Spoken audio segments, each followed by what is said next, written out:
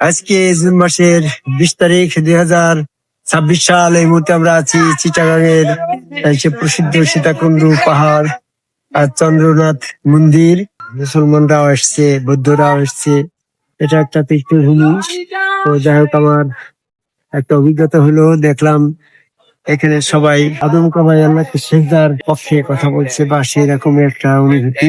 গুরুবাদী ধারার ভিতরে কোরআন থেকে রিসার্চ করে আমি 8টি বিষয় দেখি।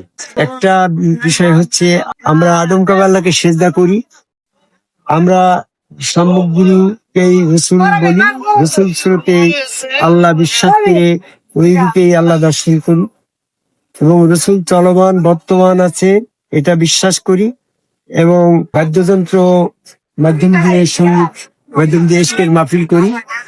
আমরা জন্মান্তরবাদে বিশ্বাস করি, আমরা আকৃতিগত ভাবে আল্লাহ বিশ্বাস করি, আল্লাহ নিজ আকৃতিতে মানুষ তৈরি করেছে এটা বিশ্বাস করি।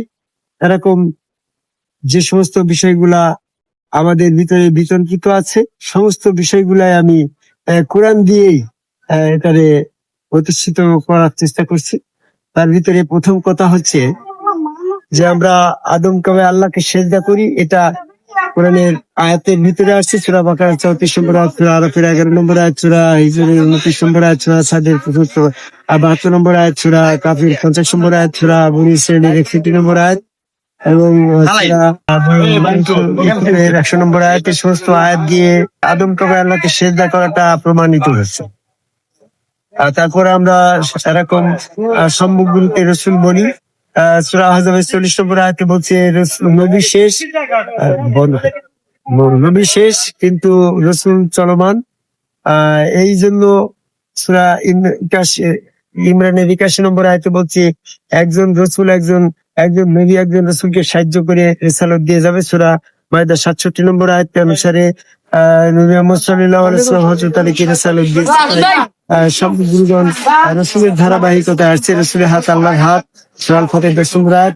রসুলের স্রোতেই আল্লাহ প্রকাশমান বিদ্যমান, সূরা আল ফাতির 17 নম্বর আয়াত। রসুলের আনুগত্য করলে আল্লাহ আনুগত্য হয়, রসুলের মহব্বত করলে আল্লাহকে মহব্বত করা হয়, রসুলের সেজদা করলে আল্লাহকে সেজদা করা হয়, রসুলকে দেখলে, রসুলকে সাক্ষাৎ করলে, মোলাকাত করলে রসুল সেটা আল্লাহ পাকের সাক্ষাৎ মোলাকাত দর্শন হয়, রসুলকে পরিত্যাগ করলে আল্লাহকে পরিত্যাগ করা হয়। এবারে আসছে আমরা জন্মান্তরবাদের বিষয়টা। সূরা মাইদা 60 নম্বর আয়াতে বলছি যে যাদের প্রতি আল্লাহ লানত করে কারাগান্বিত তাদের কতকে শুয়োর কতকে বানর বানানো হবে। এবং সূরা ওয়াকিয়ার 61 নম্বর আয়াতে বলছে মানুষ তার কর্মফল অনুসারে পুনরায় মানব জীবন পেত। এরকম ভাবে যারা ওলি সাধন করে মানবতা হয়েছে, ওলি হয়ে গেছে, তারা অমরত্ব লাভ করেছে। সূরা বাকারা 154 নম্বর আয়াত হয়েছে, সেখানে তারা অমরত্ব আহার পাবে। সূরা ইমরানে 169 নম্বর আয়াতে পাবেন। এভাবে জন্মান্তরবাদের আয়াতগুলা আমরা দেখতে পাচ্ছি। বাদ্যযন্ত্রের ব্যাপারে যদি বলতে হয়, সূরা মুজাম্মিলের 8 নম্বর আয়াতে বলছে তুমি আল্লাহকে স্মরণ করো, এমন ভাবে স্মরণ করো তাতে একনিষ্ঠভাবে নিমগ্ন হতে গেলে নামাজের ভিতরে হওয়া যাচ্ছে না, তোমার রোজার ভিতরে হওয়া যাচ্ছে না, হজে যায় হওয়া যাচ্ছে না। এরকম ভাবে পাহাড়ে পর্বতে জঙ্গলে যেখানে যায় ভয় ভীতি কাজ করে, সেখানে একনিষ্ঠ হওয়া যায় না। বাদ্যযন্ত্র সঙ্গীতের মাধ্যমে যখন আল্লাহ পাকের প্রেমে উদ্বুদ্ধ হয়ে মানুষ জিকিরে নাচানাচি করে, তখন সে একনিষ্ঠ আল্লাহ পাকের স্মরণে একনিষ্ঠ হতে পারে। সূরা মুজাম্মিল 8 নম্বর আয়াত পালন করতে গেলে বাদ্যযন্ত্র প্রয়োজন আছে। একটা বাদ্যযন্ত্র হারাম মারবে কোরআনে কোনো আয়াত নেই। তো বলো অনেকে বলে এটা হালাল কোন আয়াত দিয়ে। সূরা ইমরানের 93 নম্বর আয়াতে বলছে, আল্লাহ বলছে বনী ইসরাঈলদের জন্য আমি যা কিছু হারাম করেছিলাম তা বাদে সমস্ত কিছু তোমাদের জন্য হালাল। তাহলে বাদ্যযন্ত্র হালাল। এই জন্য এই আয়াত অনুসারে অনেকে বলে তোমরা জয়গুরু বলো। এই জয়গুরু বলাটাও কোরআনের সূরা আল ফাতির 1 নম্বর আয়াতে বলছে ইন্না ফাতানা লাকা ফাতহাম মুবিনা। আল্লাহ পাক মুহাম্মদ সাল্লাল্লাহু আলাইহি ওয়াসাল্লামের জয় কামনা করেছে, মহাজয় কামনা করেছে।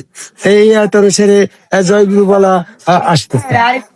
এরকম ভাবে আল্লাহর আর রসুলকে একাকার অবিচ্ছিন্ন ভাবে আমরা সেজদা করছি। যেখানে সেজদা করছি সেই গুরুকেই প্রভু, তাই সেই আল্লাহর গুণবাচক গুরু সূরা রহমানের 4 নম্বর আয়াত, আল্লাহ রসুলের গুণবাচক গুরু সূরা বাকারা 111 নম্বর আয়াত, আল্লাহ রসুলের গুরু নামের জয় দেওয়ার জন্য আমরা জয় গুরু বলি। এরকম ভাবে অনেকে বলে চুল দাড়ি মোছ রাখা। আল্লাহ সূরা আল ফাতির 23 নম্বর আয়াতে বলছে প্রাচীন কাল থেকে আদম আলাইহিস সালামের যে সুন্নত প্রত্যেক নবীর ক্ষেত্রে চলে আসছে, এটা পরিবর্তন করা যাবে না। সূরা বনী ইসরাইলের ৭৭ নম্বর আয়াতে বলছে লা তাবদিলা সুন্নাতাল্লাহ, পূর্বের যে রসুলের জন্য যেরকম চুলদাড়ি মোছের সুন্নত ছিল তোমার জন্য একই রকম। এই ধরনের জয়গুরু বলে চুলদাড়ি মোছ রেখে টুপি পাগড়ি জুব্বা পরিত্যাগ করে আদম সেজদা করে এরকম ভাবে যার যার তার রসুল বিশ্বাস করে বিশ্বাস করে কোরআন মোতাবেক বিধান ফয়সালা যারা করে না তারা জালেম ফাঁচে কাপড় সূরা মাইদা 47 নম্বর। পবিত্র কোরআন থেকে বিষয়ভিত্তিক আলোচনার ভিতরে আমি এই সমস্ত বিষয়গুলো বিস্তারিত বলেছি। www.mdhashibulhaque.com এই ওয়েবসাইটে ঢুকে আমার পবিত্র কোরআন থেকে বিষয়ভিত্তিক আলোচনা নামের বইটার ভিতরে বিস্তারিত পাবেন।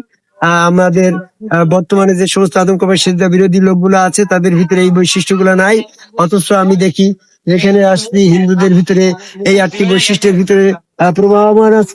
যে সমস্ত সম্প্রদায়গুলো আদমকাবাই সেজদার সাথে সম্পৃক্ত তাদের ভিতরে এই 8টা বৈশিষ্ট্যের প্রচার প্রসারণা আছে বিধায় তারাই হচ্ছে মুসলমান। আর মুসলমানের দলে আসতে হলে আমাদের কোরআন ভিত্তিক মুসলমান হয়ে আদমকাবাই সেজদাকারী একজন সমগ্র রসুলের কাছে বায়াত গ্রহণ করে সেখানে সেজদা ভক্তি দিয়ে চুলদাড়ি মোছ রেখে জুব্বা পরিত্যাগ করে ইজিতের দল পরিত্যাগ করে সত্য সঠিক মুসলমান ইসলাম ধর্মে আসার আহ্বান করে আমার কথা শেষ করে জয় গুরু।